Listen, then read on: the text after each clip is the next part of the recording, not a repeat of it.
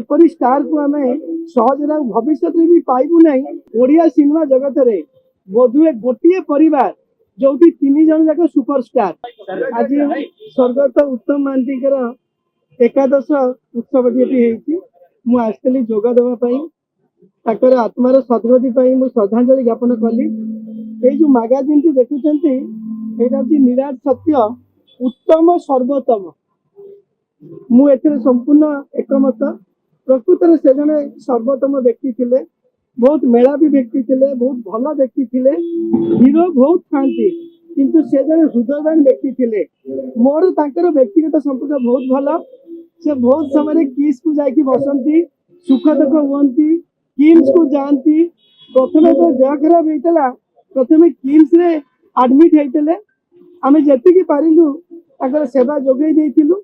जाओ आज जड़े एत भल स्टार आम मान गहन में ना से समस्ते दुखित। एपरी स्टार को आम सहज भविष्य भी पाइबू ना। यहाँ मुझे भावुँ उत्तम महांती सहित मोर बहुत स्मृति अच्छी। मुझे से मो काम को भल पाते मत भल पाते किस को सदाबले जाऊे एवं कि पिलाकर आदिवासी छुआ का ना लिखाऊे कार किसी असुविधा हेले मो नजर को आणुले से सब होता छड़ा कहया कथा नुह।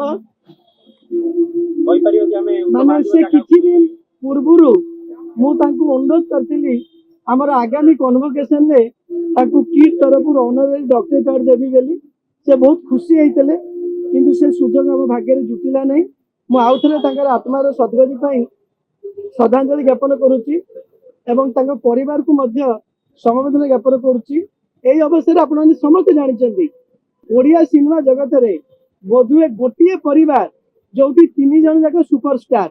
उत्तम महांती हूँ, अपराजिता महांती मैडम हूँ या बाबूशान हूँ, बापा माँ पुओ 3 जन जाक सुपरस्टार हो पार्टी। यहीटा ही भगवान का आशीर्वाद से जदि आपंको आम भिडी भल लगा तेब आम चैनल को लाइक शेयर और सब्सक्राइब करने को जमा भी भूलु नहीं।